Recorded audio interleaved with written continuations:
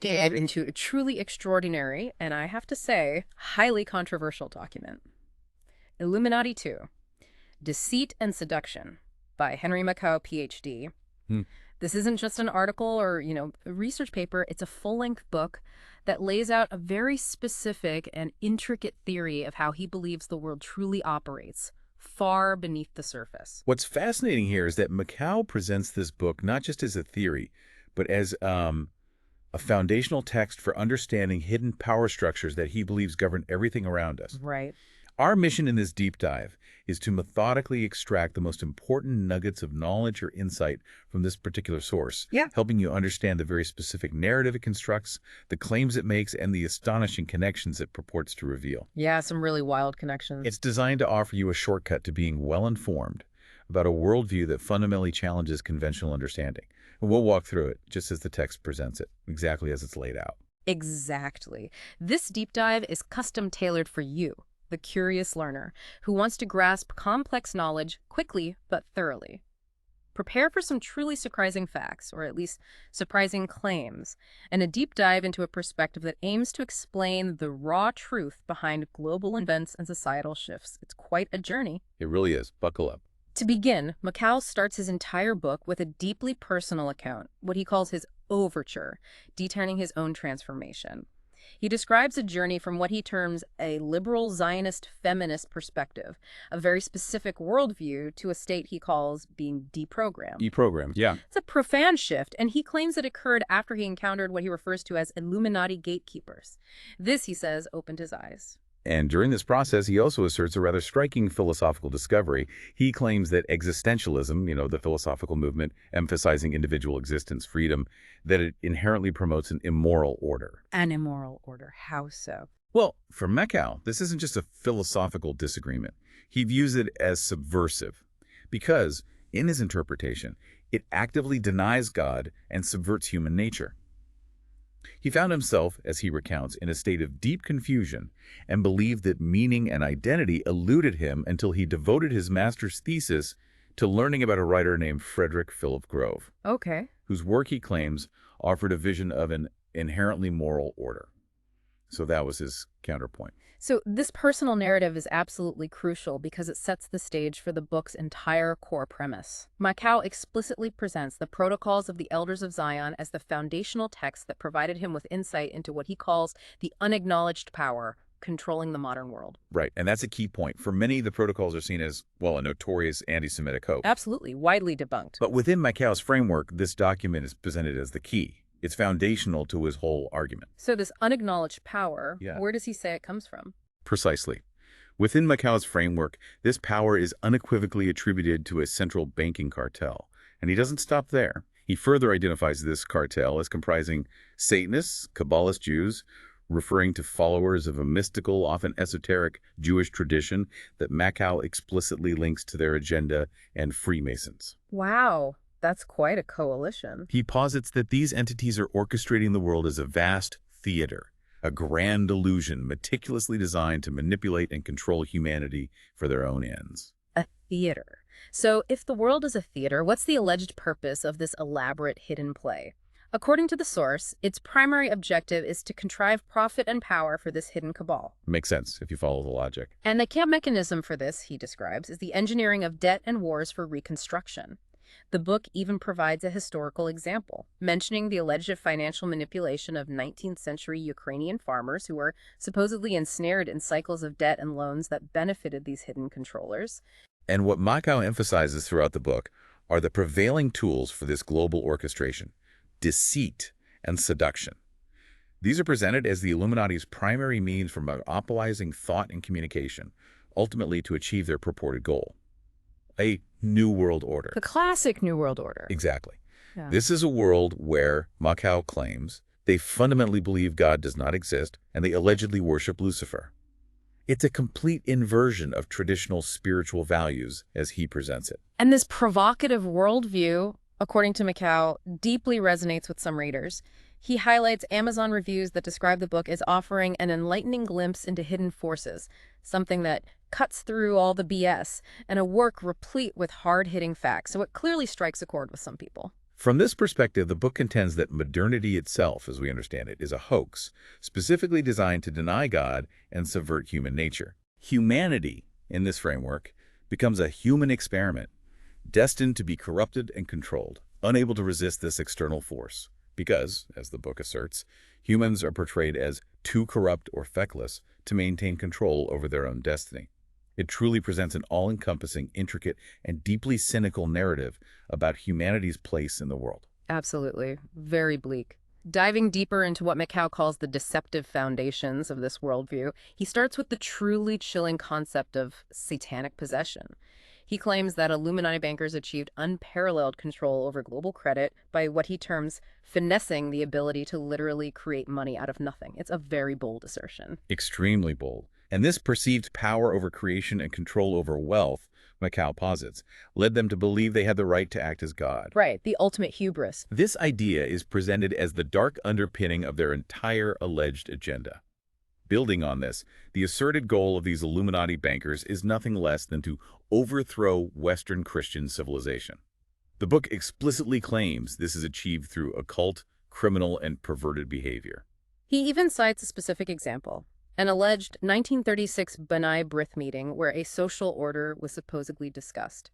The objective of this proposed order, according to Macau, was to establish a world where dignity is uprooted and where Western civilization's values are systematically dismantled. Yeah, dignity uprooted. It's a stark phrase. The book asserts that humanity is doomed to failure in resisting this agenda. Described as being too corrupt or feckless to break free from this external control, it paints a very bleak picture of our collective agency. It really does. From this, Makow transitions into what he terms the Masonic matrix, presenting Freemasonry as the central method for the Kabbalistic Jewish elite to infiltrate Gentiles and expand their influence. So Freemasonry isn't just a fraternal group in this view. Not at all. It's described not just as a fraternal organization, but as an Illuminati elite secret society within Freemasonry. What we commonly understand as the Enlightenment, a period celebrated for reason and progress, is redefined within Macau's narrative. How so? It's framed as a movement that refers to Lucifer as the rebel angel and light bringer, suggesting a hidden, darker meaning behind foundational historical advancements. The light isn't divine light, it's Lucifer's light, according to this text. So what's asserted here is that these bankers didn't just operate in the shadows.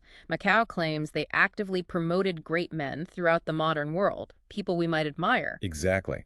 The purpose of elevating these figures, according to the source, was to subvert human reality away from God and natural order. To underscore this point, Macau repeatedly cites the Protocols of the Elders of Zion as his primary evidence. Again, that text keeps coming up.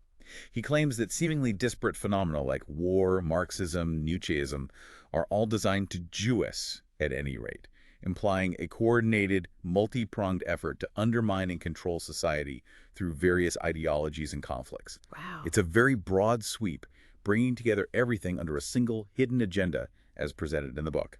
Hashtag 1.3 My Enlightenment and the Faux Society.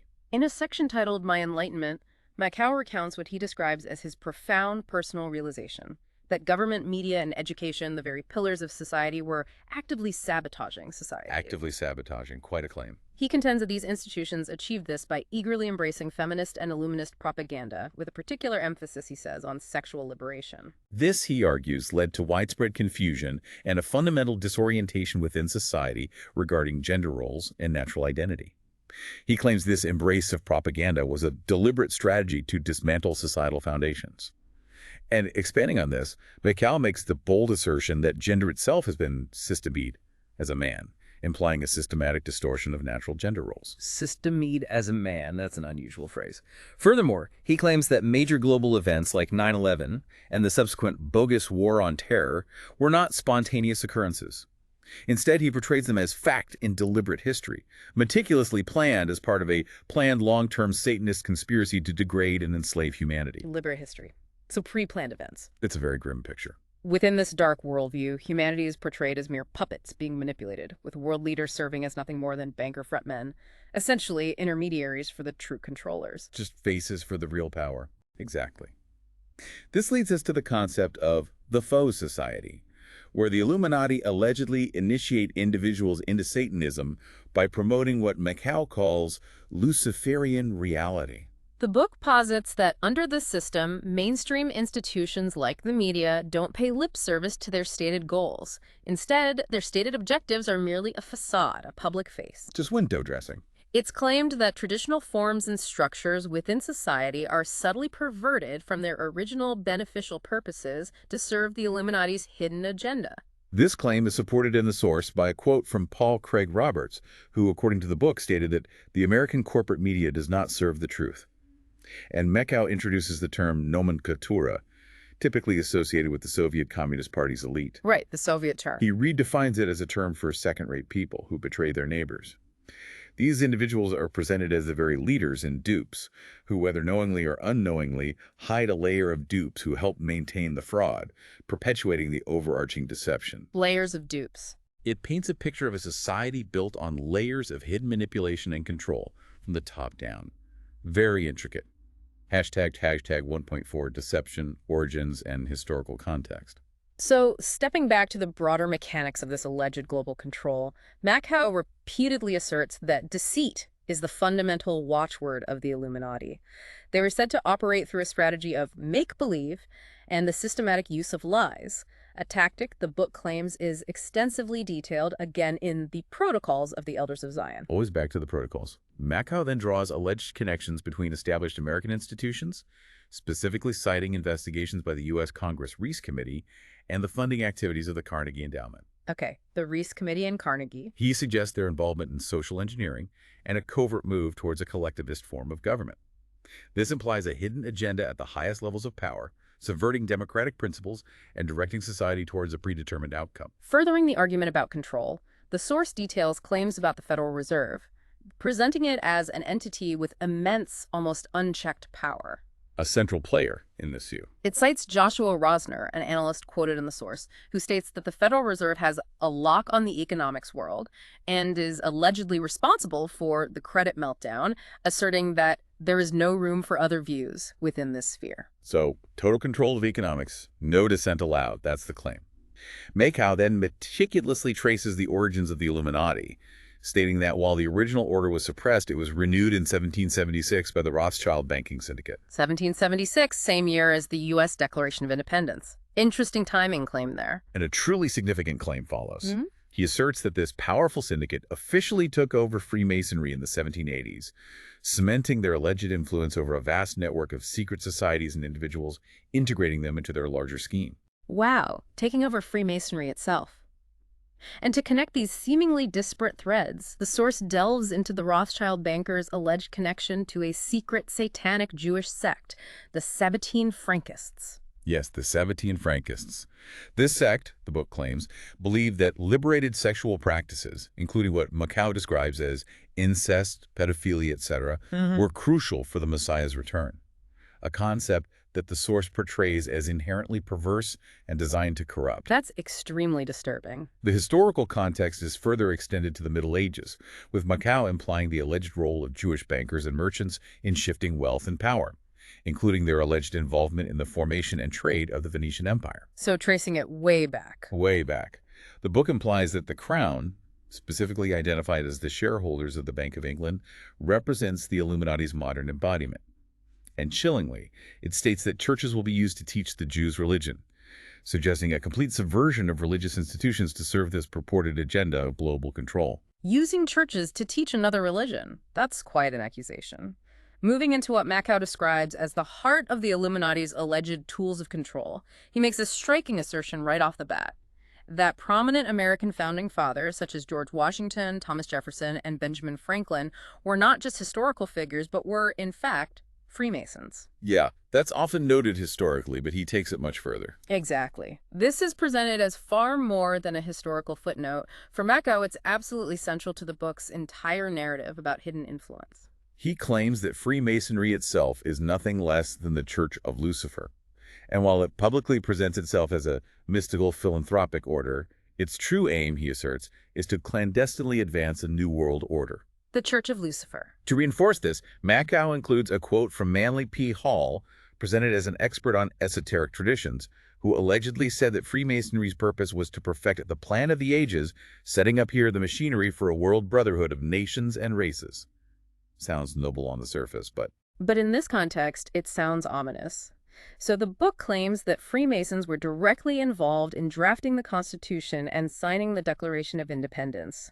While these actions are widely seen as promoting civil liberties and equal opportunity, Makow asserts that these public-facing ideals concealed far deeper and more sinister agendas. Right, serving as a clever cover for their true hidden objectives. This then leads into the concept of Masonic America. Makow suggests that the very establishment of the 13 colonies, despite their intense rivalries and long-standing antagonisms, was part of a coordinated Masonic effort.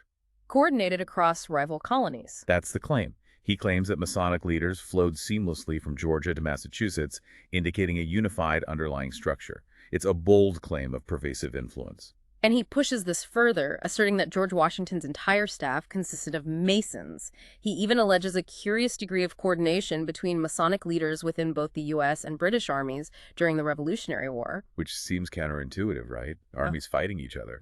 Exactly, implying a level of control that transcended traditional allegiances. It's as if, from his perspective, both sides were working for the same unseen masters. To underscore this alleged coordination, Makow points to Lord Cornwallis, the British general, who famously surrendered at Yorktown, asserting that he was, in fact, an Illuminati shareholder of the Bank of England. Cornwallis, a shareholder. That's the connection made in the book, used to imply that even the opposing forces were ultimately controlled by the same hidden hand. The claim is reiterated here that churches will be used to teach the Jews religion, and that Judaism will permeate all other religions, subtly twisting their doctrines to fit a globalist agenda. And McCarthy gets mentioned too. And finally, Makow briefly references a 1956 speech by Senator Joseph McCarthy, who allegedly spoke of a veiled phallic religion, implying a long-standing hidden pagan influence within American society, linking it to these foundational conspiracies. Hashtag tag 2.2 Freemason stage political theater. Building on that foundation, Makow next delves into how he claims Freemasons signal their world control through subtle cues like specific handshakes and gestures, almost like a secret language in plain sight. Yeah, the secret signs and symbols idea. He then introduces Stephen Knight's book, The Brotherhood, which Makow himself describes as depicting Masonry not as a benign fraternal organization, but as a vicious satanic cult, secretly led by Lucifer. What's particularly striking here, as Makow presents it, is the fate of Stephen Knight. The book asserts that he was allegedly poisoned and died just 2 years after publishing The Brotherhood, implying a direct consequence for exposing this information. Wow, that's a serious allegation. Makow then claims that UK politics, far from being a genuine democratic process, is a charade quietly controlled by Lucifer's disciples. He makes the astonishing claim that 500,000 Masons in England exert control over the government, police, and banks, effectively rendering the UK a Masonic tyranny. 500,000 controlling everything. It's a pretty comprehensive claim of control. And Makow then highlights what he calls the irony of this elaborate deception, that low-rank Masons are purportedly unaware of the deeper Luciferian agenda being orchestrated by their leadership. Just cogs in the machine, unaware. He describes an alleged Jewish conspiracy working through a Gentile establishment to dupe these unwitting members, ultimately to control money and the global economy. This paints a picture of a layered conspiracy where even those involved are not fully privy to the true aims. To illustrate this alleged control over finance, Makow mentions a BBC video of former Treasury Secretary Henry Paulson purportedly using a triangulation sign, a pyramid formed with his fingers, during an economic discussion. Paulson making a pyramid sign. That's how it's presented, as a subtle Masonic or Illuminati signal in plain view. Makow further claims Illuminati influence directly correlates with the increase in national debt during the Obama administration, asserting that U.S. national debt is now over $40,000 per citizen. Linking debt directly to this influence. This is framed as a deliberate strategy by central bankers to enslave nations through debt, linking political events to their overarching financial manipulation.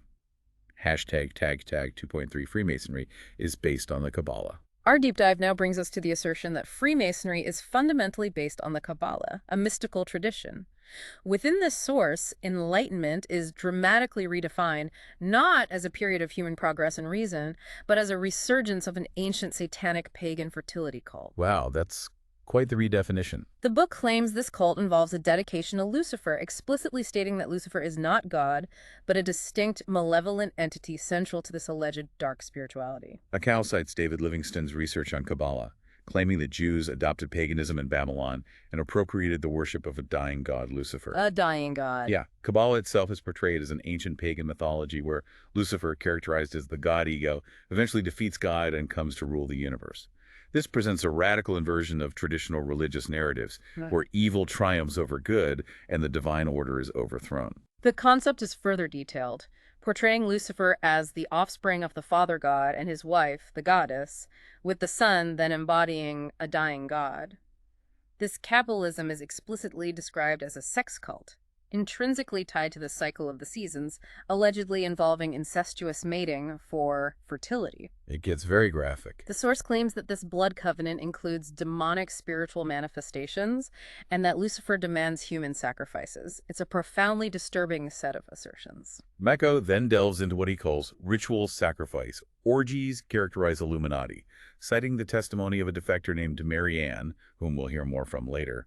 Her account supposedly confirms practices such as satanic occult domination and a sinister plan for a new world order and the elimination of Islam. Elimination of Islam, too. Within this Kabbalist view, God is described as having no attributes, and Satan is paradoxically presented as moral, thereby rendering distinctions between good and evil as false. It's a complete moral inversion. This intricate web connects to what Macau calls Freemasonry and the clash of civilizations, where various ancient philosophies, Greek, Egyptian, and Platonic, are alleged to have combined to form Kabbalism. The ultimate goal of the Illuminati and Freemasonry, as the source claims, is to supplant Christian authority and to create secular societies. But the secularism isn't neutral, right? Exactly. The secularism, however, is not presented as religious neutrality, but as a mask for the resurgence of Kabbalah, paganism, and Satanism, a path that the book asserts will ultimately lead to the rule of the Antichrist. Hashtag 2.4, the bull, the black skull and bones. Our next focus brings us to a specific organization. The Bull, which Makow identifies as the first African-American Greek secret society, formed in Philadelphia in 1904. The controversial claim presented here is that the Illuminati allegedly utilized the bull as a tool to seduce Black Americans, thereby extending their influence and facilitating vast credit expansion for war. So using it to control that community and for war funding? Suggesting a calculated strategy to exploit and control various demographic groups. Makow describes the bull's structure as comprising over 5,000 archons, who are the male members, and their wives, the arkuses. This group, according to the source, represents the wealthiest Black people globally. The Black elite. The bull is portrayed as a satanic global elite that maintains control through blackmail, operating with a pyramid structure where, similar to other alleged secret societies in Makow's narrative, lower ranks are purportedly unaware of the true, deeper agenda of the organization. Always the pyramid, the unaware lower ranks. The source delves into what it calls the remaking of the House Negro, a deeply provocative claim asserting that the bull was designed to produce a group of Blacks who had a vested interest in protecting the Illuminati elite. That's incredibly charged language. It implies a deliberate social engineering effort to create a subservient class among African Americans, aligning their interests with the alleged Illuminati agenda. It's a very pointed and controversial historical reinterpretation. Under the Redatory Intention section, Makow cites Bobby Hemmett on Black Elite's Skull and Bones membership as evidence of this alleged infiltration. He presents Steve Coakley's claim that professional Blacks are Bull members, and then proceeds to name prominent figures such as Martin Luther King Jr., Jesse Jackson, Barack Obama, Bill Cosby, Al Sharpton, and Thurgood Marshall as alleged members. Naming names. Very specific. The book also details how the bull allegedly encourages homosexuality as part of initiation practices. And these misdeeds committed during these initiations are then supposedly used as bargaining tools in what the source terms an ultimate game, a method of perpetual blackmail to ensure loyalty and obedience to the Illuminati elite. Control through compromise. This portrays a deeply manipulative system. A reader comment cited in the source describes bull members as house slaves for Freemasonry, acting as managers for the masters. Our slaves. Makow then moves to the chilling allegation that Africa is on a depopulation spiral due to bioweapons deliberately infiltrated into vaccines, leading to widespread death and disease. Bioweapons in vaccines. The source goes as far as to claim that Africa wants badly enough to kill all Africans, suggesting a deliberate agenda of genocide on the continent, all linked back to this purported Illuminati control. It's an extreme claim. Hashtag 2.5 Boy Scouts model of Masonic subversion. This deep dive next explores what Makow presents as a truly startling premise. That the Boy Scouts of America, an organization known for upholding the concept of God and historically banning homosexuals and atheists, has purportedly been subverted by Freemasonry with the alleged aim of promoting homosexuality. Subverting the Boy Scouts. That's unexpected. This claims a deliberate infiltration and redirection of a traditionally wholesome institution. Macau specifically identifies the Order of the Arrow as a Masonic secret society operating within the BSA itself. He highlights what he sees as a profound contradiction between the BSA website's public promotion of duty to God and being morally straight, versus what he describes as discriminatory court cases and the alleged deeper agenda. So a public face versus a hidden reality. This suggests a facade of traditional values masking a more subversive reality. The book then makes highly controversial claims about the founder of the Boy Scouts, Baden Powell, alleging he had a homosexual and pedophile background. Attacking the founder himself. This assertion is used to underpin the idea that the organization had subversive roots from its very inception. Furthermore, Makow claims extensive Masonic influence within scouting organizations, not just in the U.S., but globally, in the UK, South Africa, Australia, and New Zealand, suggesting a global reach for this alleged subversion. Elaborating on the Order of the Arrow, Makow frames it as a mechanism for Lucifer to recruit mankind via deception and seduction, reaffirming Freemasonry as the Church of Lucifer. Right, tying it back to that core claim. He delves into claims by John Salsa, who purportedly states that BSA initiation rituals involve a blood covenant and demonic spiritual manifestations. Blood covenants in the Boy Scouts. These claims paint a picture of youth being unknowingly inducted into a dark spiritual pact, completely hidden from public view. Ultimately, Makow concludes this section with the assertion that youth are being inducted into an occult secret society by stealth, transforming a seemingly innocent organization into a conduit for dark purposes.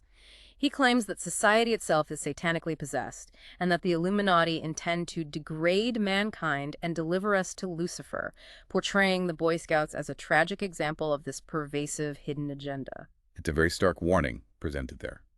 Hashtag TechTech 2.6 is the Pope a Catholic. Our journey into Makow's world next tackles a deeply controversial question, one that forms an entire section title. Is the Pope a Catholic?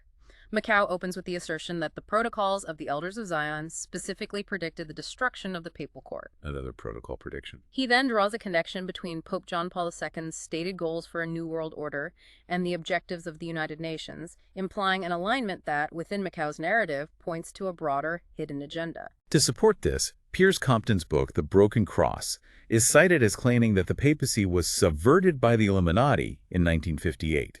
Specifically with the election of Pope John XXIII. Subverted in 58. This subversion, according to Makow, is linked to the Illuminati's alleged establishment in 1776 and their subsequent takeover of Freemasonry in the 1780s, forming a continuous line of alleged control over powerful institutions through centuries. Makow further details the claim that the Rothschild family, a powerful banking dynasty, financially backed Adam Weishaupt, the historical founder of the Illuminati. The Rothschild connection again. This financial link is presented as critical to the Illuminati's power and its ability to influence major world events.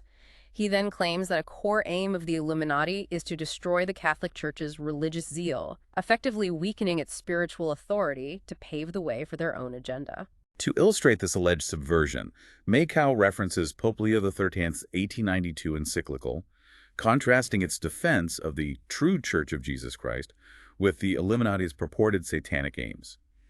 He also brings up Malachi Martin's prediction that the Catholic Church would no longer be recognizable by 2000, implying that the changes within the Church were not organic, but part of a deliberate, hidden plan for transformation. The book continues by asserting that Pope Paul VI, Giovanni Montini, was allegedly a Freemason. This claim is bolstered by his historic speech to the United Nations on human rights, which, within Makow's framework, is seen as an act of compromise with globalist forces. Though speaking to the UN is seen as a Masonic compromise. The Lucis Trust, formerly known as Lucifer Trust, and located at 120 Wall Street, and its publications are also cited as part of this network, implying a direct link between the Vatican and organizations with purported Luciferian ties. The broken cross symbol, allegedly embraced by Pope Paul VI, is highlighted as a specific symbol used by Satanists, further cementing the claims of occult influence. Makow alleges that Paul VI abolished the anti-modernist oath and revised canon laws, actions portrayed as systematically dismantling traditional church defenses against secularism. Undoing traditional protections. Furthermore, an article in the Borghese is, as mentioned, purportedly printing a list of 125 Freemasons within the Vatican, suggesting a widespread infiltration at the highest levels. 125 alleged Masons in the Vatican. The narrative then points to Pope John Paul I's sudden death, linking it to alleged financial shenanigans within the Vatican, implying foul play and a cover-up to protect the secrets of this infiltration. Always the hint of conspiracy around sudden deaths. Pope John Paul II, Karol Wojtyla, is controversially described as committed left-winger and even a communist pope, further suggesting the Church's alleged departure from traditional values under his leadership. The section concludes with Macau's assertion that traditional Catholic teachings are being watered down, leading to the decaying of the Church. The book presents a stark dichotomy. Either cling to God and traditional faith, or the alternative, as Makow sees it, is to become Lucifer's slave, indicating that this alleged subversion is leading humanity towards a forced choice between spiritual paths, ultimately aligning with the Illuminati's goal. A very bleak choice presented there. Hashtag 2.7, the Illuminati Christian imposter. Our deep dive next examines the controversial figure of Tony Blair, particularly his presence at the 2009 National Prayer Breakfast in Washington. Makow highlights his quote, "In surrendering to God, we become instruments of his love," and immediately contrasts it with his alleged actions as a world leader. That juxtaposition is key. This juxtaposition is used to frame Blair as an Illuminati Christian imposter, someone whose public persona masks a darker, hidden agenda. The book claims that Blair's true role is to usurp Christian leadership, effectively serving as a tool for the Illuminati to infiltrate and undermine religious authority. It further alleges that both Tony Blair and former U.S. President George W. Bush are sociopaths, directly holding them responsible for the deaths of 1 million Iraqis. Sociopaths. Strong language. Reader comments cited in the source explicitly question Blair's Christian faith due to these alleged actions, reflecting the strong sentiment presented in the text. Makow continues by detailing Blair's role as a UN Middle East peace envoy, asserting that his rhetoric of God's love was used as a deceptive justification for engaging in war. He claims Blair is a closet Catholic who, despite his public image, was instrumental in legalizing gay marriage in the UK. So using God talk for war, legalizing gay marriage, it's presented as contradictory. Furthermore, he alleges that through false flag terrorism, his actions transformed the UK into a police state, suggesting a deliberate erosion of civil liberties under the guise of security. Building on these claims, Makow mentions that the Illuminati allegedly decided to overthrow the Catholic Church, citing Bishop Williamson, a figure known for his traditionalist views, as corroborating this assertion. Bishop Williamson backing this up. The book also details Blair's alleged vow of poverty, contrasting it with his reported wealth, and connects him to prominent globalists like George Soros and Bill Gates, implying a network of powerful individuals working towards a unified agenda for global control. The source then broadens its scope, alleging the Illuminati's intention to use religion itself as a tool to facilitate their world tyranny. This is supposedly achieved through their influence over powerful institutions, specifically naming Yale University's schools of management and divinity as organizations used to advance their globalist agenda. Using elite universities. The conclusion drawn in this section is that Satan's dispensation operates behind a facade of Christianity, with the Illuminati acting as Satanists whose ultimate aim is to destroy religion and actively promote Lucifer. So a fake Christianity hiding the real agenda. Blair's rhetoric, particularly his use of seemingly benevolent terms to justify controversial actions, is explicitly labeled as classic Orwellian doublespeak. The book concludes this segment with the implication that figures like Blair are tasked with discrediting God, Jesus, Christianity, and true religion, suggesting a spiritual war waged through political means. Our deep dive into the book now brings us to the highly controversial figure of Bill Gates. Makow begins by highlighting Warren Buffett's substantial $31 billion gift to the Bill and Melinda Gates Foundation, immediately drawing a connection between Gates and the alleged anti-Semitic and pagan Lucis Trust. Straight away, linking the philanthropy to Lucis Trust. This sets the stage for a discussion implying a hidden, sinister affiliation behind seemingly philanthropic endeavors. Makow explains that Lucifer Publishing Company, founded in 1922, famously changed its name to Lucis Trust and is located at 120 Wall Street. This organization is portrayed as central to a satanic cult, with the aim of controlling the Western world, and is explicitly credited with starting the New Age movement. Lucifer Publishing becoming Lucis Trust. The name change itself is presented as a deceptive maneuver to hide its true Luciferian origins and purpose. The book cites Alice Bailey, a prominent figure in the Theosophical Society, and Constance Cumby as sources for these alleged connections between Gates and the Lucis Trust.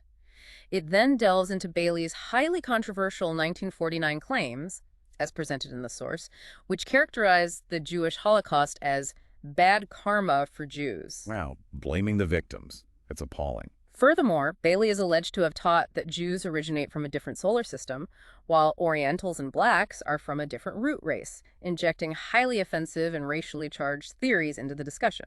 Macau's narrative, the Gates Foundation's funding to the poor in third world countries, is suspiciously scrutinized, with the claim that it is primarily channeled through vaccine initiatives. The vaccine connection again. This is presented not as philanthropy, but as a means to an end. Makow alleges that Gates has a direct connection to the Lucis Trust website and is involved with a group called the New Group of World Servers, listing prominent figures like Nelson Mandela, Cindy Sheehan, and Michael Moore as members, implying they are all part of this larger hidden agenda. Makow further elaborates on the core belief of the Theosophical Society, which he claims fundamentally believes that Lucifer is God. In this inverted theological framework, the serpent of Genesis, traditionally seen as the tempter, is reinterpreted as the real creator. So the serpent is the good guy, essentially. Presenting a direct challenge to mainstream Abrahamic faiths and portraying Lucifer as the true divine entity. The book details various hidden agendas attributed to the Illuminati, linking seemingly disparate global concerns under a single nefarious umbrella.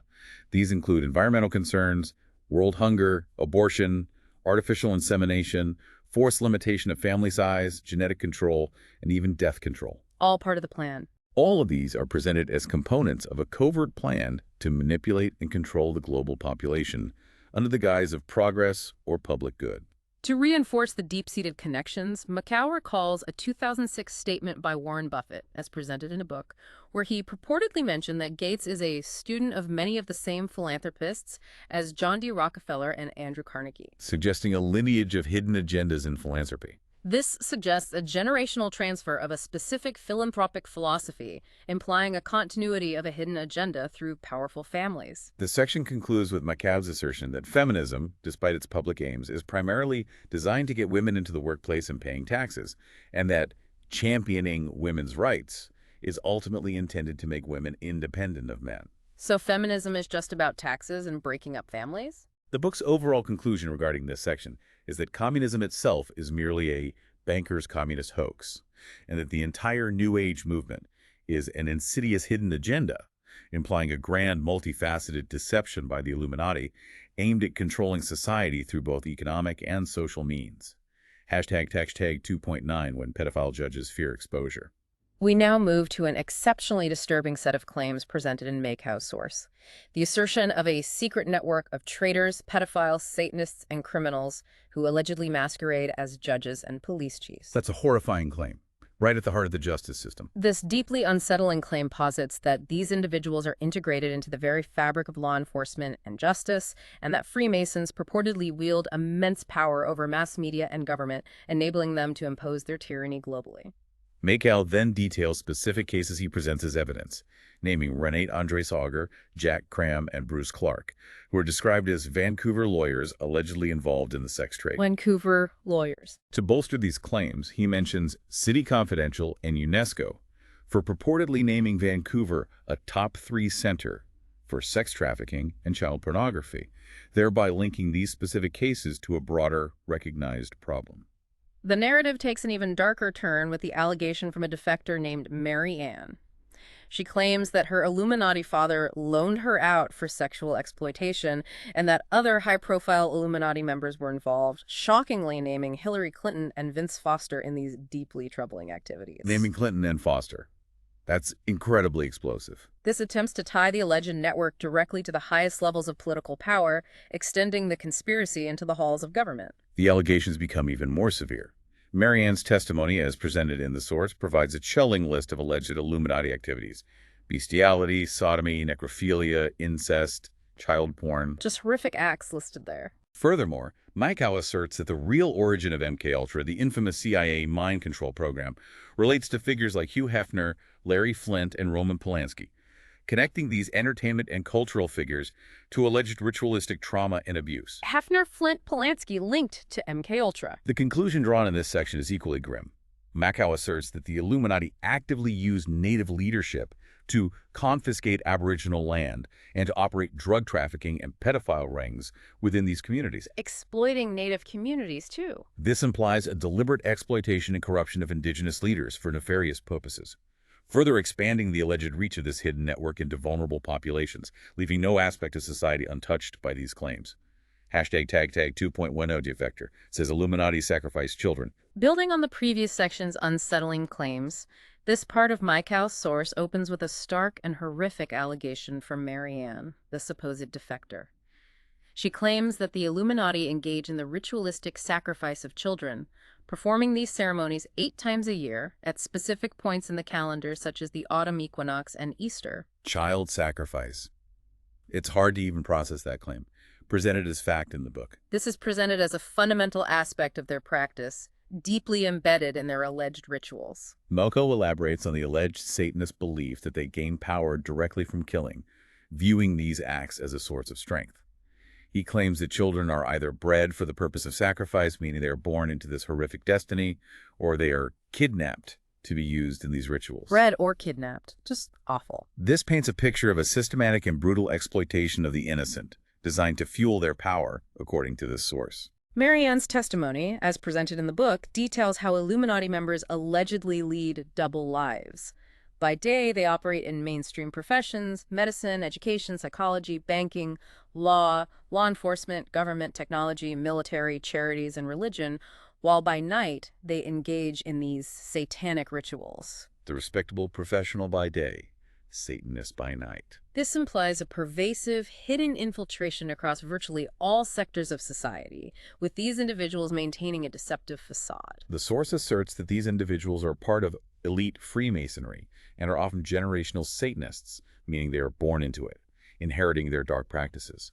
It further claims that the Illuminati exert control over numerous government figures, explicitly stating that 80–90% of the House of Representatives and 100% of the Senate belong to the Illuminati. 80 to 90% of the House, 100% of the Senate. Yep. Basically total control claimed there. This alleged control extends to leaders in the Vatican, Russia, China, and Iran, suggesting a truly global network of influence. Makow also attributes various major societal shifts to the Illuminati's influence.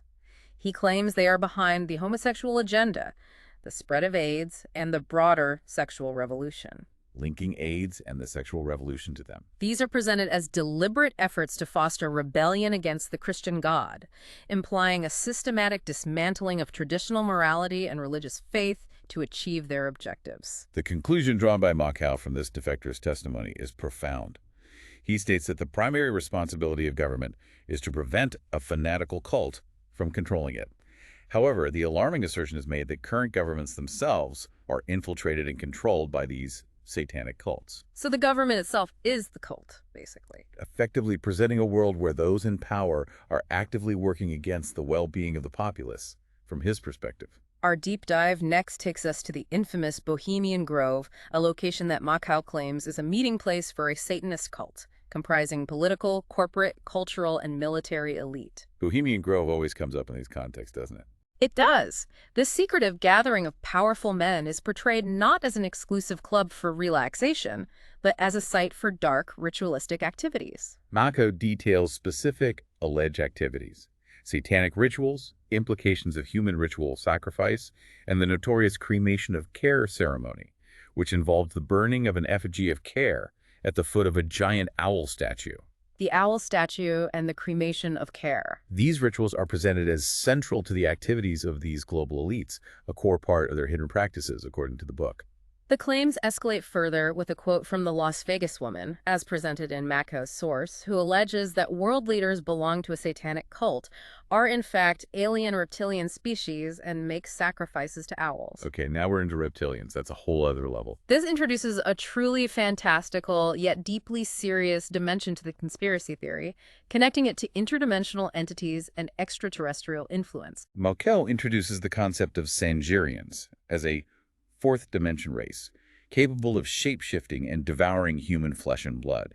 He directly names Queen Elizabeth as a leading reptilian. Queen a leading reptilian. And despite acknowledging that it sounds sci-fi and unbelievable, he insists that everything fits within his comprehensive narrative, challenging conventional notions of reality and human origins. The book also features a section titled Satanists and Their Perversions, which brings up Alex Jones's video, purportedly showing a baby's body being devoured at Bohemian Grove. While the source notes this is a claim from Alex Jones, it includes it as part of the alleged perversions associated with the group. Using the Jones video claimed to underscore the horror.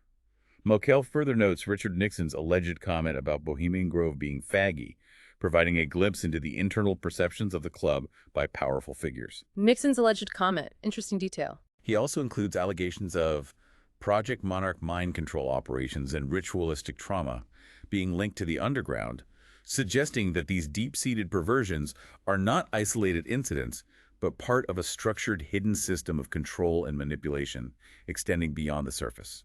The implications section within the book connects Supreme Court Justice Sonia Sotomayor to the Belizean Club, which is described as a female elite group allegedly tied to Bohemian Grove. A female equivalent to the Grove. This suggests a parallel female network operating in conjunction with the male-dominated group, extending the reach of this alleged conspiracy into different spheres of power. The section concludes by linking 9/11 and other world events back to Satanist central bankers and the protocols of the Elders of Zion. Makow asserts that these events are designed to pressure governments into disowning debt and nationalizing central banks. So 9/11 was about nationalizing banks, implying that the overarching plan involves a complete restructuring of global finance and governance under Illuminati control, a shift towards a truly globalized, centralized power. Hashtag Tag 2.12 Australian Adept unveiled world satanic control. Our deep dive concludes this section with a particularly dramatic account.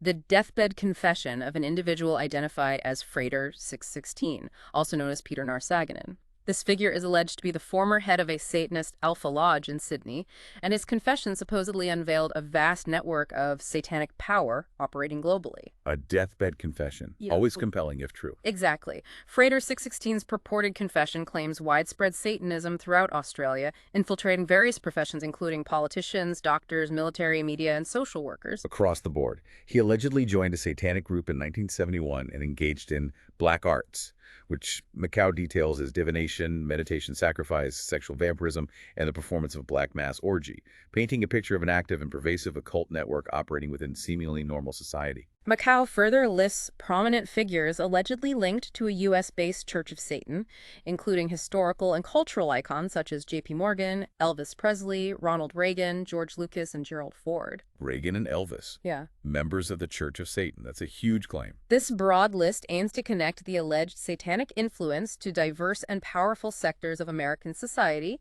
across finance, entertainment, and politics. The book asserts that U.S. military and intelligence agencies have been infiltrated by Satanists, specifically naming Royal Arch Freemasons as key figures in this alleged subversion.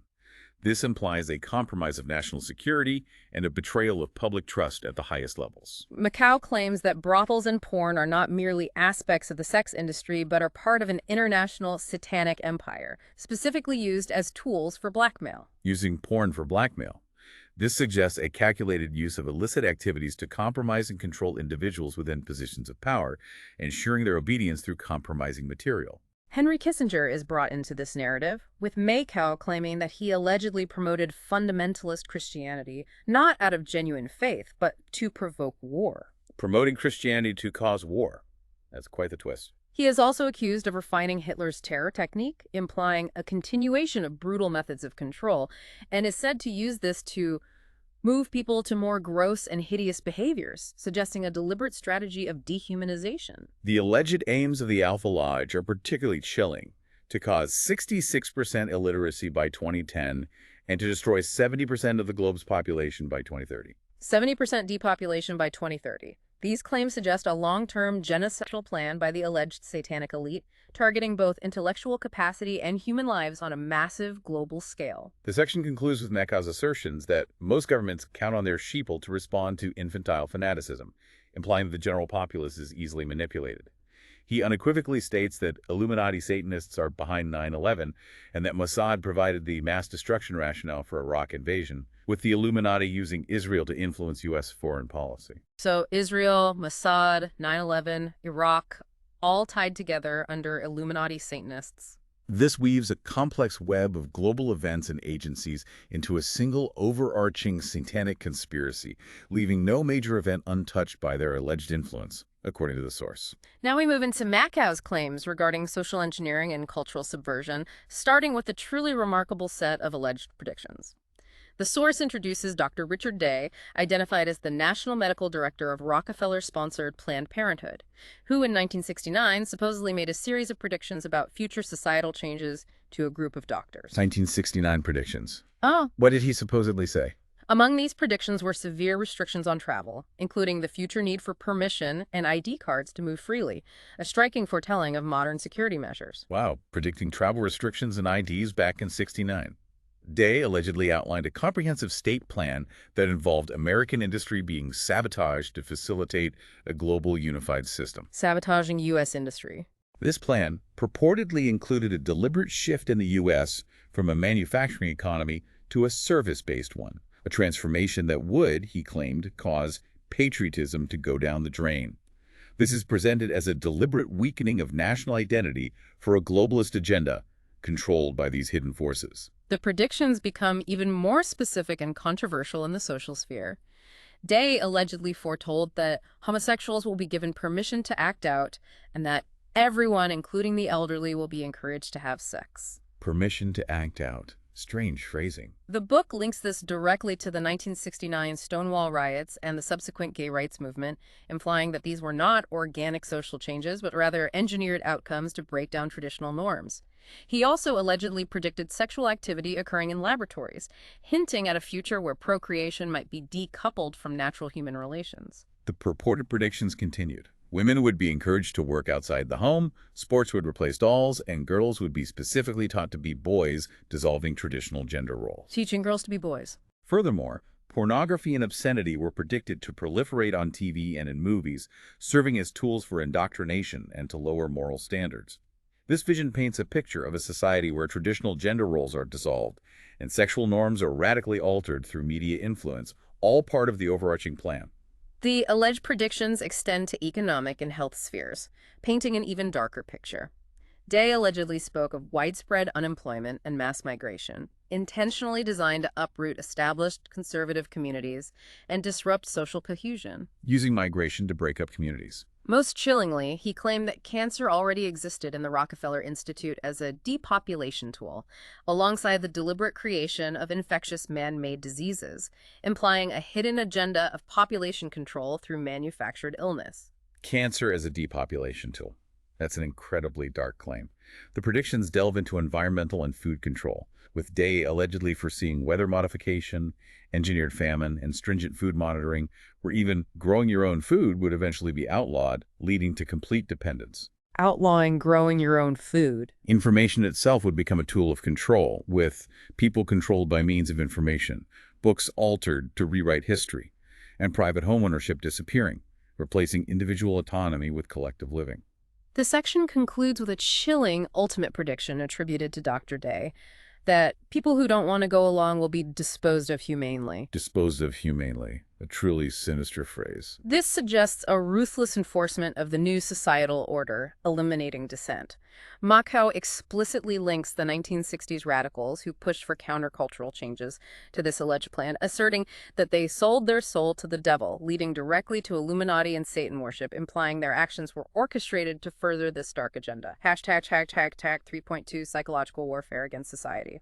Our deep dive continues into the chilling concept of psychological warfare against society, beginning with a document Makow calls Silent Weapons for Quiet Wars. He claims this document confirms the existence of a satanic cult headquarters located in London, which is allegedly dedicated to keeping mankind in bondage using psychological warfare. Silent Weapons, Quiet Wars.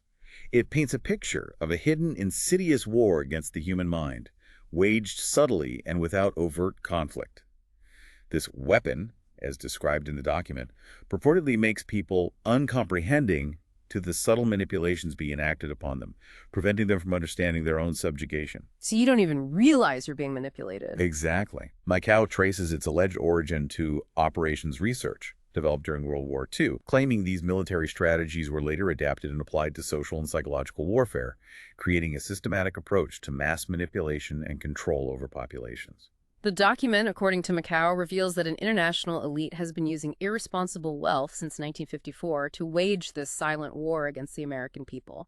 He claims they view humanity as mere beasts of burden and animals who will not use their intelligence, Dehumanizing the population to justify controlling them. and this dehumanizing view justifies, in their alleged perspective, the extensive control and manipulation of the population, seeing them as little more than livestock. The book claims that the economy is designed to be totally predictable and manipulatable through this psychological warfare, ensuring that financial systems serve the controller's ends.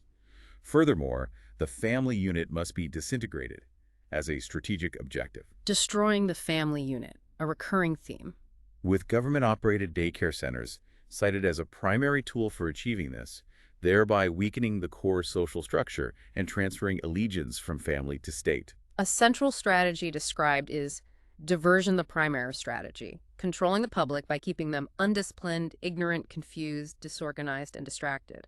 Macau alleges that real social issues are deliberately diverted by a constant barrage of sex, violence, and wars in the media, Distraction through media overload. leading to what he terms mental and emotional rape, a profound and debilitating assault on the collective psyche, preventing critical thought and action. The welfare state is presented as a strategic weapon in this war, designed to perpetuate dependency and make the human god the politician, effectively replacing spiritual or moral authority with state control. So welfare creates dependency on the state, not empowerment.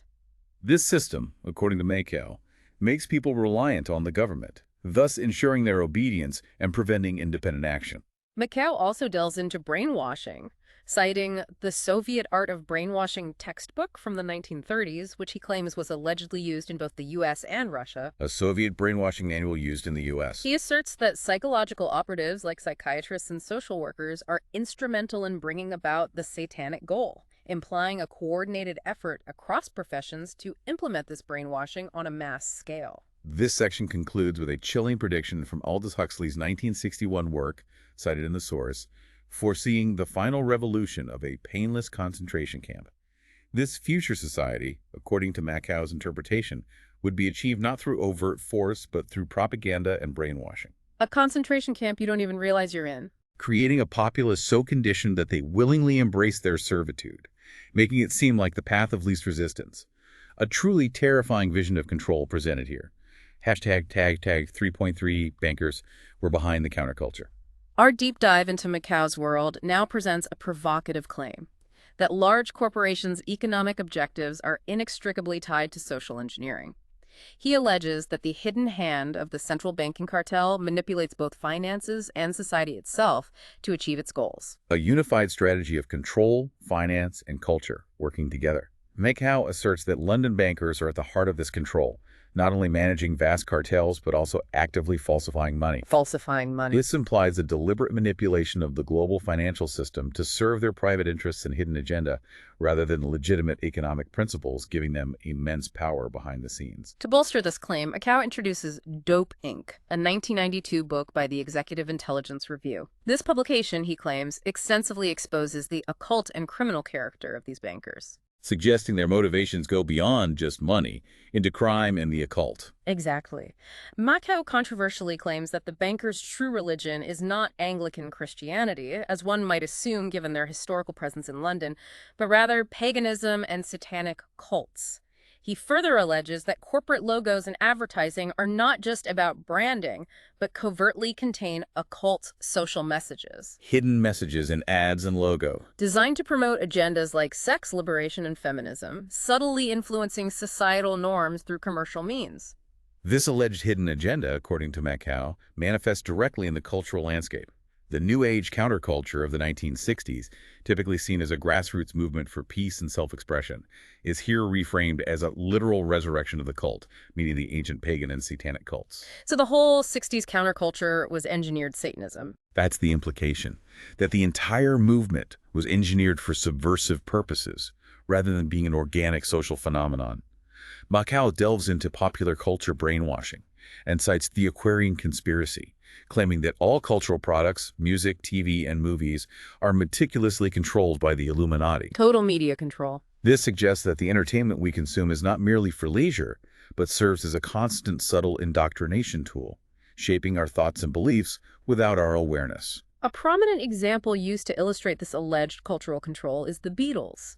Macau claims their appearance on Ed Sullivan, which famously launched them into American superstardom, was part of an orchestrated plan. The Beatles as agents of the Illuminati. Their music, combining rock with mystical themes, is scrutinized for alleged hidden drug references. Yellow Submarine for LSD, Hey Jude for methadone, Strawberry Fields for opium, and even Norwegian Wood for marijuana. He reinterprets their songs as vehicles for promoting drug use and subversion. John Lennon's iconic song, Imagine, is singled out as allegedly attacking religion and openly promoting a one-world government, aligning with the Illuminati's purported New World Order agenda. Imagine as anti-religion, pro-NWO propaganda. This reframes a song widely considered a peace anthem as a piece of propaganda designed to undermine traditional societal structures and beliefs, making it a tool of the very system it seemingly opposes. The section concludes by bringing in Aldous Huxley's dystopian novel, Brave New World. Makow presents this literary work not as a cautionary tale, but as a blueprint, a tool of a banker brain trust designed to create a scientifically managed society. Brave New World is a plan, not a warning. This society is allegedly run by change agents, identified as a broad group including Jews, Marxists, socialists, liberals, and New Agers, all working to dismantle established norms and usher in this controlled future, a truly comprehensive conspiracy theory presented here. Hashtag 3.4, the CIA was behind drug culture. We now encounter a truly striking claim within Makow's source material, that the CIA in the 1950s actively experimented with LSD not just for interrogation purposes, but as a form of weaponry. LSD as a weapon. The book then extends this, asserting that the agency subsequently neutralized social activists and anti-war movements by transforming them into flower children who unwittingly promoted peace and love. This implies that the counterculture movement, often seen as organic, was in fact orchestrated to pacify dissent. So turning activists into harmless hippies using LSD. Makow specifically targets Timothy Leary, the counterculture icon, stating that his famous mantra, tune in, turn on, and drop out, was not an original thought, but part of a larger design. Leary wasn't independent. He alleges that Leary secretly worked for the CIA and received government money to promote the New World Order agenda, painting him as a controlled asset rather than an independent figure of rebellion. The influence, according to Makow, extended beyond just the CIA. He implicates British intelligence and London-based central bankers as key players in this alleged manipulation, portraying them as the true orchestrators behind the scenes. The London bankers again. The CIA itself is described as composed of radical liberals and is even labeled the best mafia of the 20th century, highlighting its alleged ruthlessness and far-reaching power. Makow also claims that various seemingly humanitarian or social movements were also manipulated. He speaks of a generation of marionettes, asserting that children were allegedly used for orchestrated marches, food relief efforts, and even the Negro civil rights movement. Children used as puppets in social movements. Implying these were not genuine grassroots efforts, but rather tools for a hidden agenda controlled from above. The narrative continues by claiming that the entire anti-war movement and the iconic Summer of Love in 1967 were not spontaneous expressions of social change, but rather meticulously orchestrated events. The Summer of Love, orchestrated. This suggests a deep level of control over cultural phenomena, steering social unrest in directions that serve the Illuminati's goals of social engineering, all part of a larger plan he presents. LSD is further characterized as a tool to expand the mind and induce a genuine visionary experience, but used for manipulative purposes. Makow alleges that Timothy Leary met with Cord Meyer and Mary Pincham Myers, and controversially claims that President John F. Kennedy was assassinated because they couldn't control him anymore. The JFK assassination linked to Leary and mind control. That's a heavy claim, implying his death was a direct consequence of his resistance to this powerful hidden network. The overarching message presented in this section, and indeed throughout much of Makow's source, is a profound one. Popular culture, from its music to its social movements, is mostly propaganda and social engineering. The book concludes by reinforcing the idea that bankers, those at the top of the alleged Illuminati structure, are pulling our strings. Portraying humanity as mere puppets in a grand controlled experiment. That's the takeaway here. We now turn to a highly contentious area of Macau's claims, focusing on alleged perversions and subversions within society. The source introduces a purported social engineering campaign from 1949 with the explicit aim to destroy the institution of marriage and family. Destroying marriage since 1949. This was allegedly achieved by deliberately separating sex from love and marriage, an ideology termed as sexual liberation, and by teaching young women to prioritize careers and casual sex. The media in this narrative is accused of actively promoting self-destructive behavior. Makow cites Norma Klein's books, claiming they teach that women's chores and domestic roles stem from religious superstition, thereby encouraging a rejection of traditional gender expectations. This is presented as part of the broader effort to dismantle the family unit. The book then connects this to the Sabbateans, whom it describes as a sex cult that historically promoted premarital sex and wife-swapping. It makes the controversial claim that liberal Jews, through their embrace of sexual liberation, are allegedly unconscious of the Luciferian role they are playing. So liberal Jews are unwitting agents of Satanism here. Suggesting they are furthering this agenda without realizing it, pushing society towards depravity, according to the text. The controversial book The Joy of Sex is cited, with Makow claiming its proliferation is linked to pervasive Jewishness. The book asserts that marriage, divorce, abortion, feminism, and the inclusion of gay characters in media are all deliberately designed to undermine our social institutions and humanity. So all those things are attacks. Portraying them as calculated attacks on traditional societal structures, rather than genuine social evolution or individual rights. Makow posits a profound and unsettling consequence of this alleged sexual liberation, stating that sex without love is body without soul. He argues that engaging in physical intimacy without emotional connection or commitment is inherently self-destructive, Leading to spiritual emptiness, not liberation. ultimately diminishing the human experience, in his view. To highlight the alleged depth of this cultural degradation, Makow points to Charlotte Roche's novel Wetlands as an example of promoting disgusting things for attention. Right. He claims that such works fulfill a satanic duty to inure us to the ugly, disgusting, and obscene, Normalizing the disgusting. thereby eroding natural revulsion to shocking content, pushing the boundaries of what is considered acceptable. Hashtag tag 4.2 porn watching bruised, drugged prostitutes. Our deep dive into the book's claims of perversion now focuses on pornography, which Makow portrays in the most brutal and disturbing terms. He claims that porn videos often depict the harrowing reality of bruised, drugged prostitutes, and that actors are allegedly forced into sexual acts. Suggesting coercion and exploitation behind the scenes, not consent. Exactly. Makow further details the alleged use of drugs like Xanax and Vicodin within the porn industry, stating that porn stars purportedly take these substances to appear to feel pain during their performances. Taking drugs to fake pain, that's a truly disturbing allegation about the industry. Indicating a severe and disturbing level of abuse and manipulation on set. This paints a picture of controlled agony rather than consensual pleasure. The book then connects the widespread consumption of porn to a terrifying consequence: the proliferation of sexual diseases at a pandemic level, including HIV/AIDS. He specifically mentions Jenny Tetlock's case as an example of individuals suffering from severe health issues and highlights the HPV virus. Linking porn directly to pandemics. Linking these health crises directly to the alleged depravity of the porn industry and its wider societal acceptance. The author, Henry Makow, concludes this segment with a poignant personal statement, reflecting on the generational shift he perceives. What does he say? He states, "My new generation have been conditioned to accept porn from a young age," highlighting what he views as a deeply negative and pervasive societal impact that has profoundly damaged the image and value of women, leading to a desensitized and dispirited populace, in his opinion. Hashtag tag Shover 4.3 rock music's satanic message. Our exploration of cultural subversion continues with rock music, which Makow explicitly describes as a powerful tool for brainwashing and mind control. He alleges that rock music expresses the satanic principle of do as thou wilt, promoting a dark agenda of drugs, violence, murder, and mayhem. While also encouraging listeners to believe you are God. It's presented as this dual message: corruption and eco-inflation.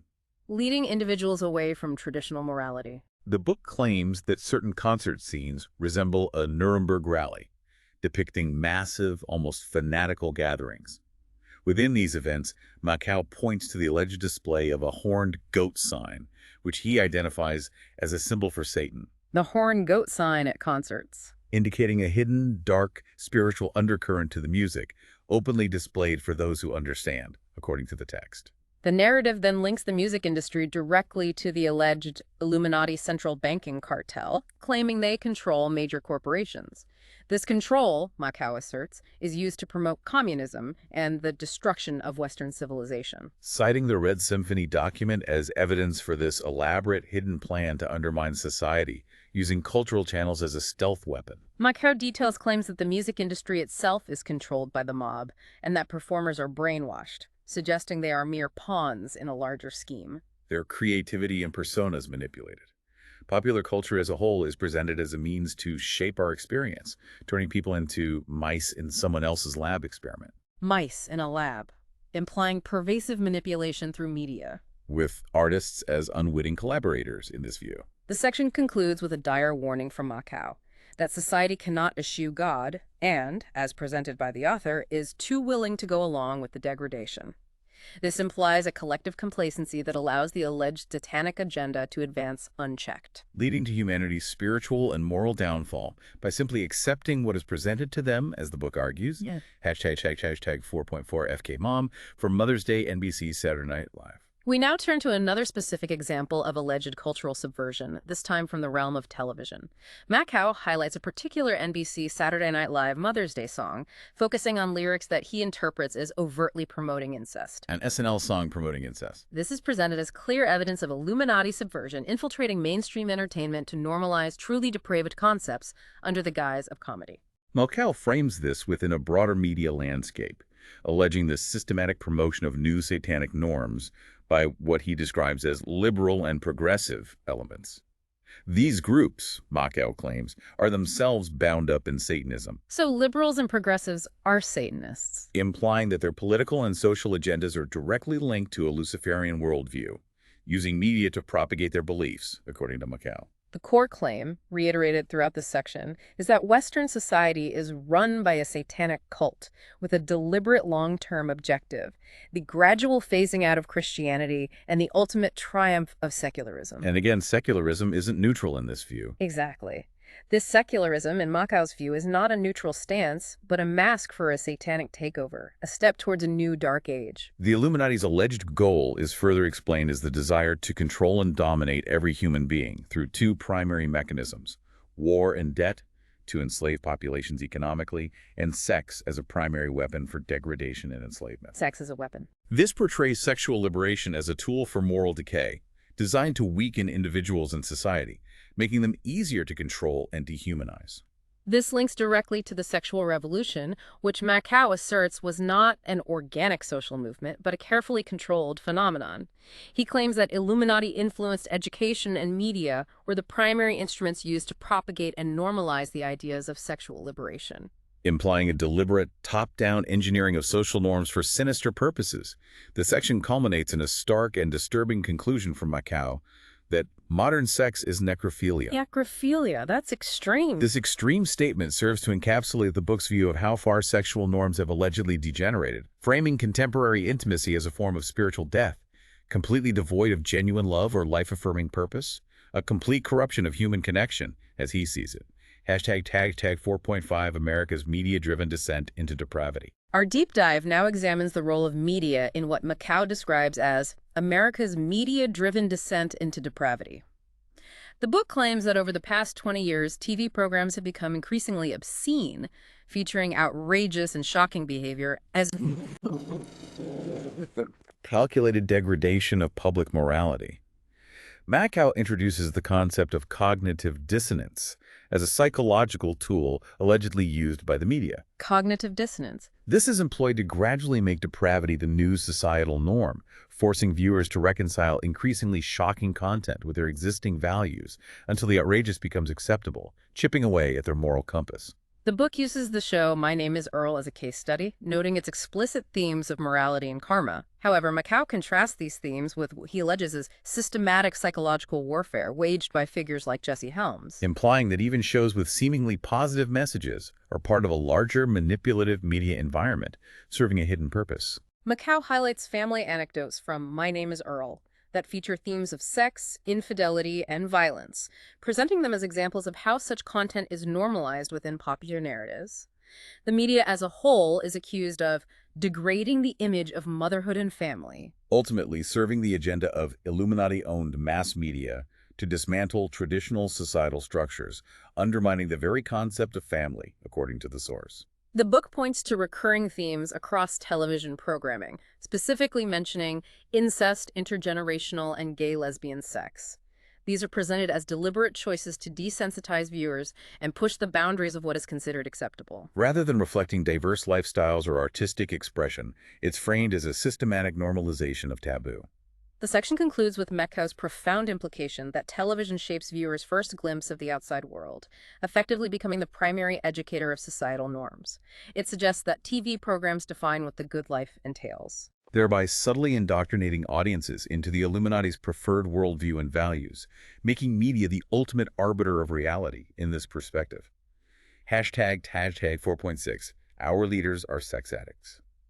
We now turn to an explosive claim within Makow's source material, that brother Jews are deliberately entrusted with positions of power, not to govern justly, but specifically to destroy instructions and impose criminal charges. That's incredibly specific and conspiratorial language, implying an internal subversion of governance. Makow cites the Protocols of the Elders of Zion once again, referring to its claims about government by caricature and the foundation of power existing under the Goy peoples. Reinforcing the narrative that visible governments are mere facades, controlled by a hidden hand manipulating the non-Jewish populace, the true power lying elsewhere. The book asserts that the world is being systematically steered to fall into the central banker's outstretched hand, predicting a future where these powerful financial entities will seize total control. An inevitable global economic and political takeover, orchestrated by the Illuminati through financial manipulation, is the claim.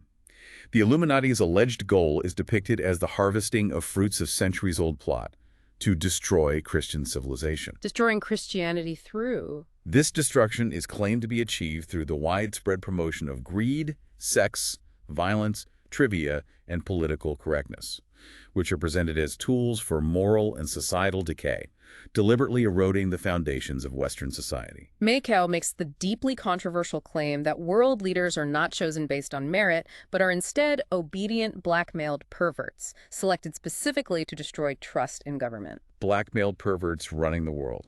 President Bill Clinton is cited as an example of a banker confidant who was allegedly very helpful to this agenda, implying his sexual indiscretions were leveraged for control. The narrative then delves into Rabbi Stephen Wise, described as a prominent American Zionist and Jewish leader, and his connection to the Rockefeller PBS website, which is controversially presented as a platform for greatest fighters for democracy who secretly serve the Illuminati. Suggesting a deceptive alliance between the apparent advocates for democracy and hidden forces, working in concert.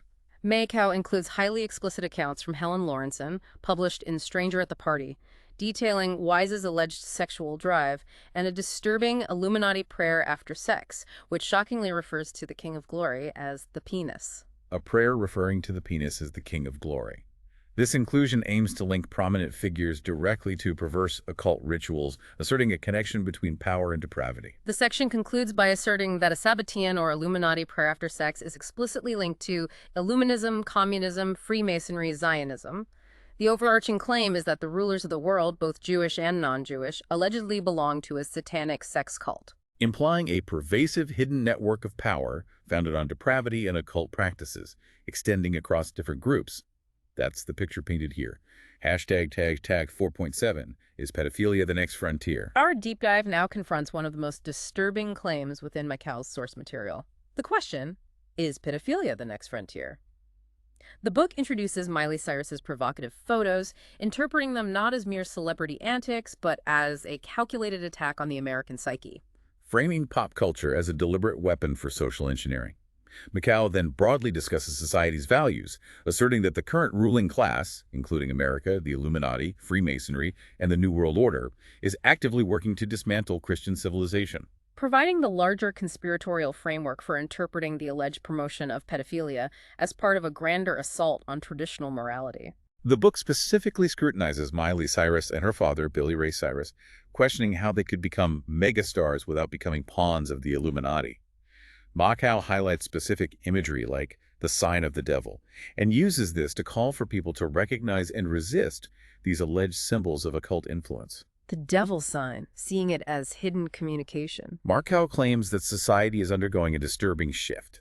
While it continues to condemn and punish some pedophilia, it simultaneously promotes values originating from the New World Order. In this new order, sex is explicitly for its own sake, detached from love, marriage, or procreation. Creating a moral vacuum that could allegedly open the door to further perversions, normalizing previously unacceptable behaviors. The book alleges that schools are teaching children to have sex as young as 13, and that MTV actively promotes this as the greatest value, suggesting a direct indoctrination of youth into a sexually liberated and potentially perverse lifestyle. Finally, Macau claims that gay organizations are allegedly pushing to lower the age of consent, further implying a move towards normalizing child sexual abuse. The Devil's Salute, performed using specific hand gestures, is also highlighted as another covert symbol, reinforcing the idea that these changes are orchestrated by a hidden, malevolent force signaling their agenda, according to the source. Hashtag tag 4.8 times of London touts sibling incest. Our deep dive into alleged perversions continues with a specific media example from Macau's source, a July 2008 feature in the Times of London, provocatively titled, "I had sex with my brother and I don't feel guilty." An article promoting incest in the Times. That's a bold claim. This article is presented as a stark indication of a societal shift engineered by the Illuminati, deliberately pushing boundaries. Makow explicitly frames this article as an example of how the Illuminati changes societal norms, gradually desensitizing the public to what was once taboo. He claims that the Times of London has, for over 100 years, represented a view that is not conservative, but is instead Luciferian, i.e. Satanic. The Times as Luciferian, implying a long-standing hidden agenda guiding the newspaper's editorial stance, undermining traditional values, according to this view. The Illuminati's alleged goal, as stated in the book, is to re-engineer humanity and systematically destroy the traditional family by undermining this social institution. The promotion of incest, therefore, is presented as a deliberate tactic to dismantle the very fabric of familial bonds, eroding the most fundamental human relationships. Reader comments cited in the source further illustrate the alleged normalization, including one stating, "Not my place to judge," and another suggesting that as long as siblings are willing and aware of what they are doing, it should be okay. These comments are used to demonstrate how the public is being conditioned to accept previously unthinkable behaviors, reflecting a breakdown of moral barriers, as Makow presents it. The book also mentions the Tavistock PSYOP, linking it to the article, and names Joan McFadden and Daniel, who allegedly experienced an overriding sensation of pleasure during their incestuous encounter, portraying incest as pleasurable to normalize it. This aims to legitimize the concept of incest within the narrative by portraying it as pleasurable, further pushing the boundaries of what is acceptable. The section concludes with Macau's assertion that the Illuminati will promote incest as a calculated means to destroy the traditional family, and specifically break down the barrier to sibling incest. He directly claims the Times of London is owned by Rupert Murdoch and the Rothschild family, and identifies Leon Blum, a former French prime minister, as an Illuminati cutout, thereby linking powerful media, finance, and political figures to this agenda of societal degradation, as presented in the source. Hashtag 4.9 Charlotte Roche's mental breakdown and ours. Our deep dive now dissects Charlotte Roche's controversial 2008 novel, Wetlands, which Makow describes as a disgusting, brutal assault on women and girls. This literary work is presented not as a piece of fiction, but as an active tool of alleged subversion. Real hate literature. That's how he frames it. Makow frames Wetlands as embodying the true Luciferian meaning of revolutionary and progressive. He claims the novel's purpose is to destroy everything natural, healthy, and wholesome, making the perverse appear normal and desirable, inverting societal values. Makow elaborates on the book's alleged promotion of a degenerate woman and its role in hammering the last nail into the coffin of femininity. Amazon reviews are cited, highlighting the intensely graphic nature of the novel, which is used to support the claim that its shock value serves a destructive purpose, deliberately assaulting the concept of womanhood. Makow states that Roche creates a new vocabulary to describe depravity in positive terms. This linguistic manipulation is presented as a crucial part of the social engineering, making the ugly and obscene seem acceptable or even desirable by changing the language used to describe them. This section ties into a broader theme Makow calls self-loathing. He asserts that feminism, by allegedly depriving them of their natural identity, has led women to react with self-loathing, viewing their natural bodies and femininity with disgust. Which is then amplified by works like Roche's novel, presented as a deliberate strategy to create self-alienation. Makow contrasts Christian civilization's view of bodies as temples of the soul and spiritual ideals for refining oneself with Roche's alleged satanic duty to inure us to the ugly, disgusting, and obscene. Framing the novel as a direct assault on spiritual values. Aiming to desensitize humanity to depravity and corrupt the soul, moving towards a more base existence, according to Makow's interpretation. Hashtag 4.1 human rights, a higher form of discrimination. We now turn to a segment of the book that redefines a fundamental concept, human rights. Makow claims that human rights is nothing more than Orwellian doublespeak, a deceptive term designed to give rights to some groups while simultaneously taking them away from others. Specifically, taking rights from the traditional majority, he alleges. Makow alleges that atheists, Jews, Muslims, and homosexuals don't truly have human rights, implying that the concept is selectively applied. He asserts that Masonic concepts of human rights and tolerance became dominant in countries like the U.S., Mexico, and the USSR, Leading to the closure of Christian schools and the burning of churches, suggesting a deliberate targeting of Christian institutions under the guise of progress. The book cites an example of subtle coercion in Winnipeg, mentioning a Jewish MD and a female Muslim MD who allegedly faced pressure. This anecdotal evidence is used to suggest a hidden discriminatory agenda at play, even in everyday professional interactions. Highlighting an alleged bias against non-Masonic traditional individuals, an insidious form of control presented here. Makow claims that medical associations are pushing orientation courses and genderless rights, suggesting a systematic effort to dismantle traditional gender identity and sexuality within the medical profession. He also alleges that Rockefeller-based elitists are actively undermining heterosexuality, implying a powerful, coordinated effort to reshape fundamental human relationships. The atheist campaign, often framed as a movement for secularism, is presented in Makow's source as a front for the Illuminati cult. It is called an affront to 72% of Canadians who believe in God. So atheism is an Illuminati front attacking believers. Suggesting that this campaign is not about religious freedom, but a covert attack on religious belief to pave the way for Luciferian rule, part of a larger spiritual war he describes. The section concludes by asserting that Luciferian hatred against God is the driving force behind this campaign for human rights, which is ultimately described as globalist social engineering and discrimination. So human rights becomes a tool of satanic discrimination. This final claim redefines human rights as a tool of a malevolent anti-God agenda designed to divide and control society, twisting a noble concept into a weapon, according to this text. Hashtag 4.11, the truth about diversity. Our deep dive into Makow's claims of social engineering now focuses on the concept of diversity. The book opens with the stark assertion that diversity has a destructive nature and is, in fact, a long-term behavior modification program that uses minorities to disinherit the majority. Wow, reframing diversity as a weapon to disinherit the majority. That's a very direct claim. Makow explicitly labels diversity as New World Order doublespeak, stating it's designed to dilute and discriminate against the white, heterosexual Christian majority. So diversity initiatives are actually discrimination against the majority, in this view. This reinterprets diversity initiatives as a deliberate strategy to weaken and marginalize the dominant demographic groups, in line with the Illuminati's alleged agenda of societal restructuring. The book claims that a private cartel's power is exercised through the implementation of diversity training. Diversity training as a tool of power. It cites an example from Seeing Ourselves, exploring race, ethnicity, and culture, describing the shaming of whites during these sessions as a deliberate tactic to instill guilt and facilitate a transfer of power, a psychological operation. Makow describes an alleged interaction with a diversity trainer named Greg, who purportedly used the norm to make people acknowledge his race privilege and an invisible package of unearned assets. The book claims that these sessions are based on the premise that whites naturally oppress other people. Framing diversity training as a mechanism for collective guilt and disempowerment, a form of systemic blame imposed on one group. The book characterizes these diversity sessions as guilt trips imposed on whites, meticulously designed to make them yield power.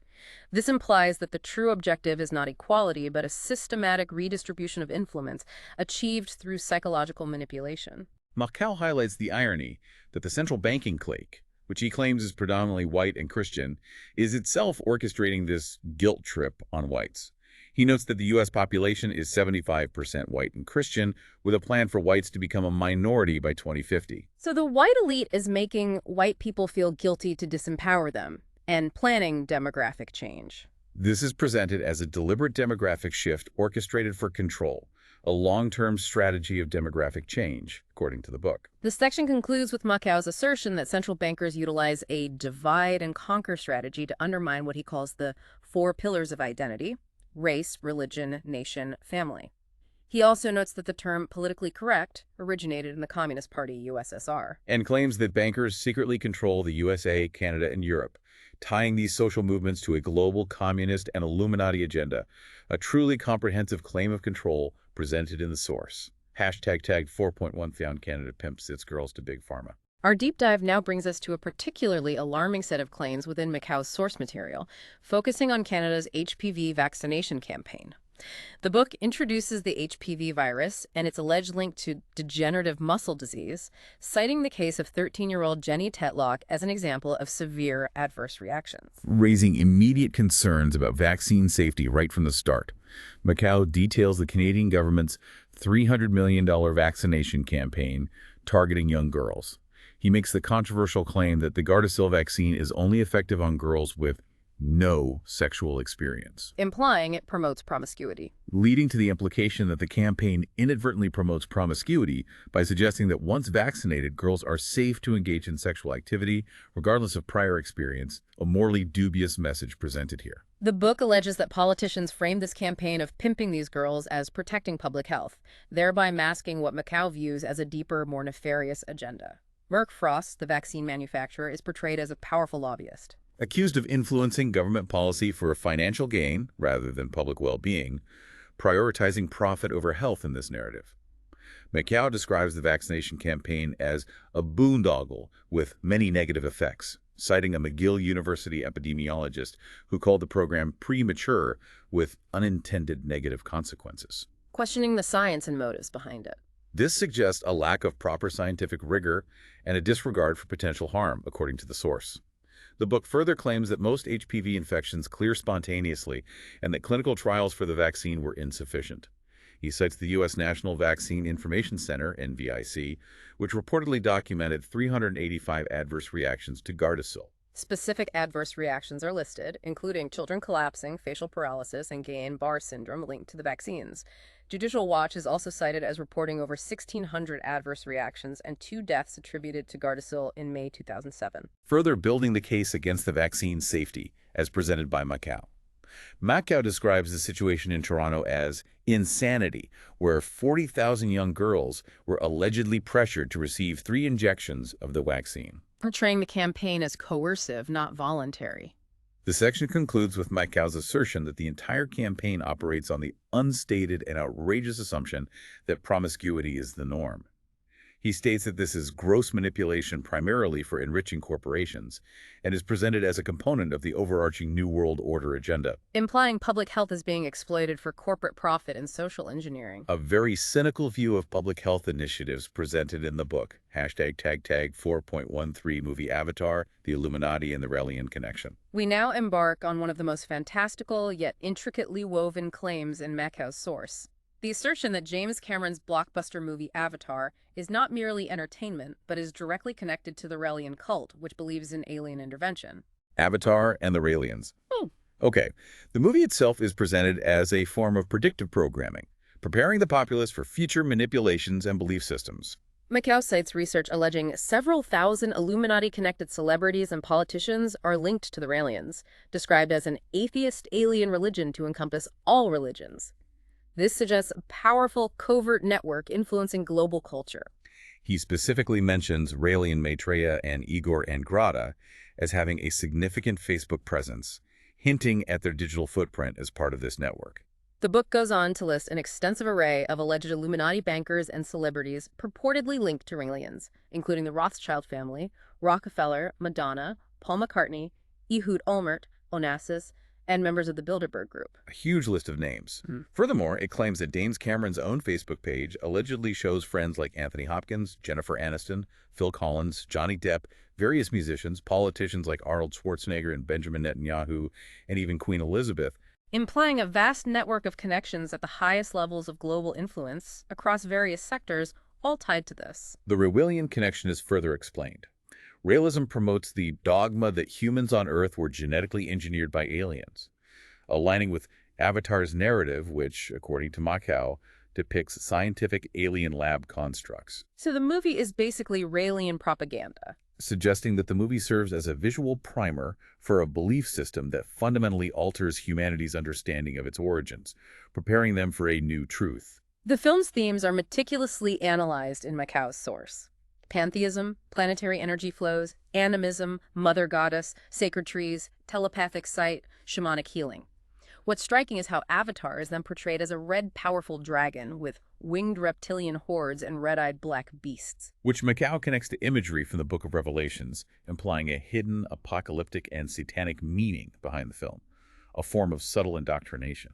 Macau points out that Raelians condemn marriage and traditional family structures as repressive, actively promoting promiscuous sex as liberating. Aligning the Raelian agenda with the broader themes of sexual subversion discussed earlier, suggesting a coordinated attack on traditional family values. The narrative introduces ex-Raelian Daniel Vendanga, who allegedly reveals Luciferian global plans. His testimony is crucial. Raelism, he claims, promotes the idea that truth God is replaced by aliens, and that Satan God is a reversed concept within their ideology. God replaced by aliens. Satan is God. A fundamental inversion of traditional religion. The biblical description of Lucifer as misplaced pride is referenced, and his goal is to corrupt and demonize God's creation.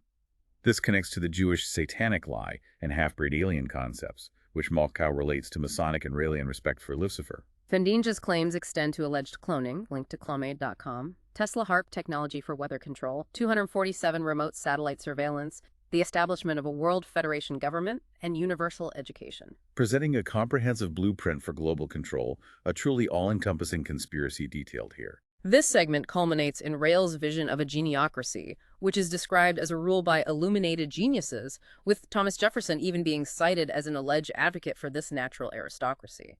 Makow also brings in Serge Monist's 1994 claim about NASA's Project Bluebeam. Project Bluebeam, the fake alien invasion or second coming scenario. Described as a global light show designed to pretend to manifest the return of the Messiah from outer space.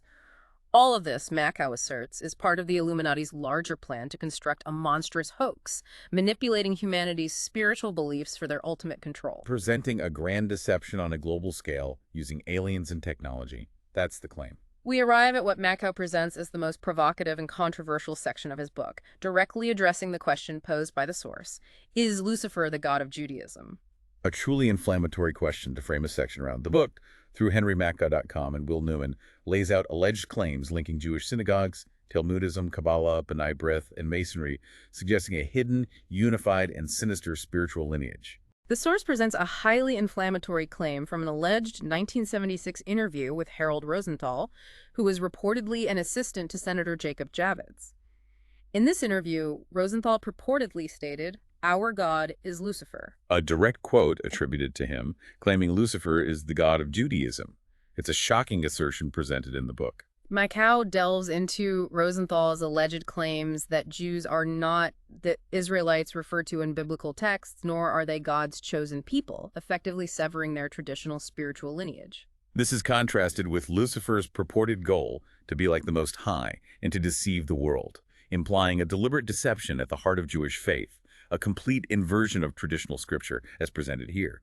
Freemasons are depicted within this narrative as being able to transform himself into angel of light, a biblical reference used to suggest their deceptive nature. Appearing good while serving evil. Serving a darker master, specifically Lucifer.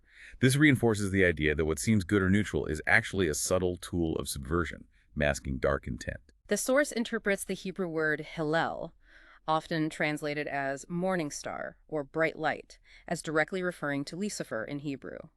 Furthermore, Kabbalism's central text, the Zohar, which means book of brightness or splendor, is also linked to this Luciferian light.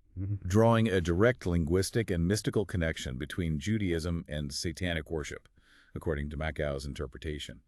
The Jewish six-pointed star, commonly known as the Star of David, is presented as the highest symbol in the occult, implying that a widely recognized religious symbol is, in fact, a powerful emblem of dark magic. The Star of David as an occult symbol. The Enlightenment and the Eye of Horus are also explicitly identified as Illuminati symbols, reinforcing the idea of a pervasive occult influence on historical movements and iconography, hiding in plain sight. Finally, Makow concludes by discussing the Hebrew symbol often worn as a pendant, meaning life, which is called chai. The book suggests that this symbol can also be interpreted to mean living thing, beast, or idol for the beast, implying a hidden, ominous meaning even in the word for life. He also touches on the significance of the Jewish name for God, YHVH, Yahweh, or Jehovah, hinting at further esoteric interpretations within this controversial framework, suggesting deeper layers of meaning asserted by the source. #NowThatro. So what does this all mean? We've just taken a truly deep dive into Henry Macau's Illuminati II, Deceit and Seduction, meticulously unpacking its intricate and often startling claims. We've explored how the book weaves together a narrative of global conspiracy, social engineering, and hidden agendas. Connecting historical events, social movements, and powerful figures under a single overarching theory. It's quite a tapestry he weaves. It really is. This deep dive has offered you a thorough understanding of the specific arguments and alleged connections presented within this singular source. It's a prime example of a very particular lens through which some people view the world. Definitely a particular lens. Providing a unique insight into a detailed alternative explanation for why society functions as it does. It challenges conventional explanations at every turn, doesn't it? It certainly gives you a lot to think about, doesn't it? As you reflect on this journey into a deeply controversial worldview, consider how understanding different frameworks, even those that challenge conventional wisdom so radically, can reshape how you approach information and discern patterns in the world around you. Yeah, how do you process information like this? What stands out to you as the most surprising or thought-provoking claim presented within this particular narrative? And how might that influence the way you look at information in the future? What connections might you start to see?